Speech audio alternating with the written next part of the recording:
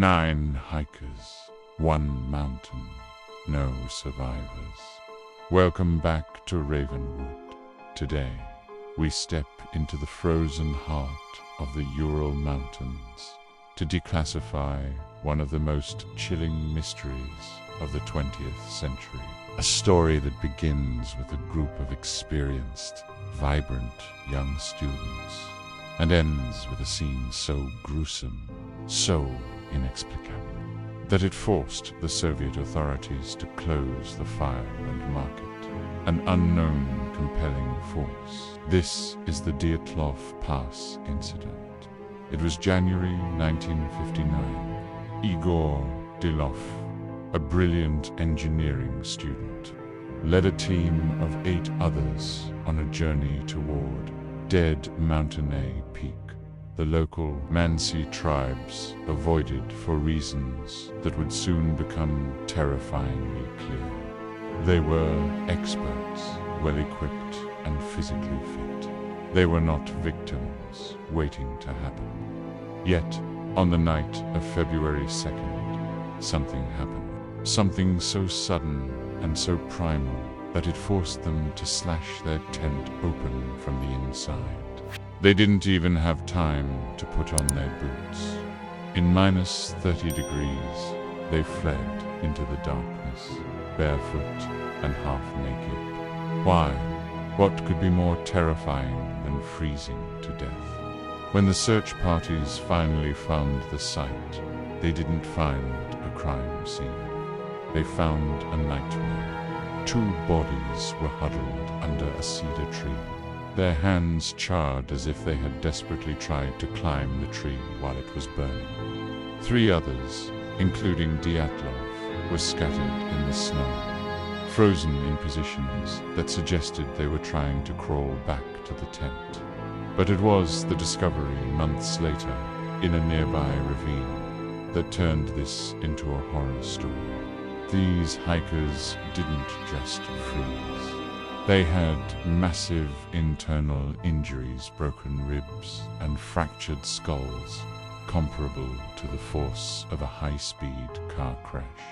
Yet, there was no external bruising.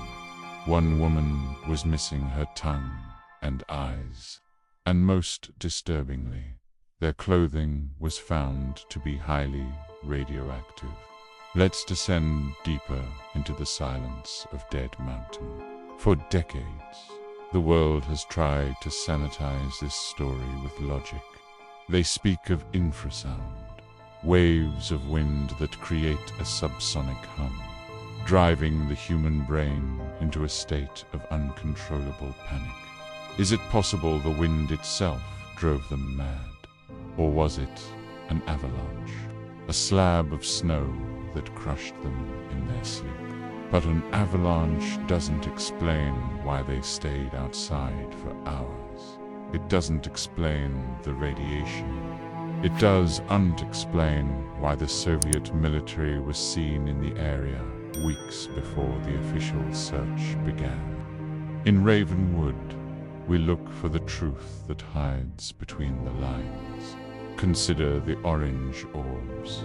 Other hikers in the area reported seeing strange, glowing spheres in the sky that very night. Was this a secret Soviet weapons test, a vacuum bomb, or a sonic weapon that went wrong?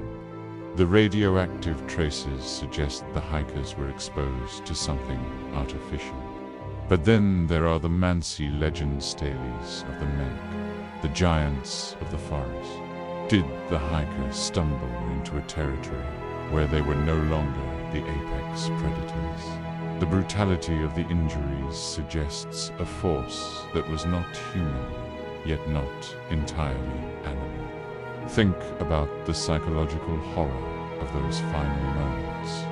Imagine being blinded by a sudden flash of light, your eardrums bursting from a silent pressure, and your only instinct is to run.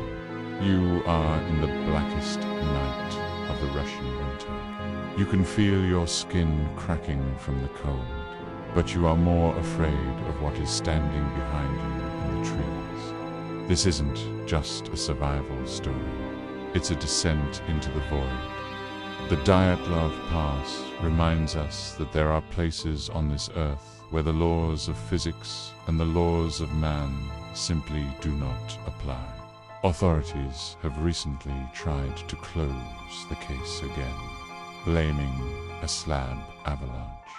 But for those of us who dwell in the shadows of Ravenwood, that answer is far too simple. It doesn't account for the missing tongues, the orange skin, or the fact that some victims had turned gray overnight. As we look at the final photographs taken by the group, grainy, dark images of a strange figure emerging from the woods, we have to ask, who was taking the last picture? The mountains do not keep secrets, they bury them. The Dyatlov Pass remains an open wound in the history of the unknown. Was it a military cover-up, a natural anomaly, or something far more ancient that was disturbed on the slopes of Dead Mountain? We may never know what the Dyatlov group saw in their final seconds, but we know one thing for certain. Whatever it was enough to make them prefer the cold embrace of death over the sight of it. The files are dusty, the bodies are long gone, but the wind at Dyatlov Pass still carries a warning for those who dare to go looking. Stay away from the heights, stay away from the silence, because sometimes the unknown force doesn't just kill you, it erases who you are. This has been a transmission from Ravenwood. The mountain is watching. Are you?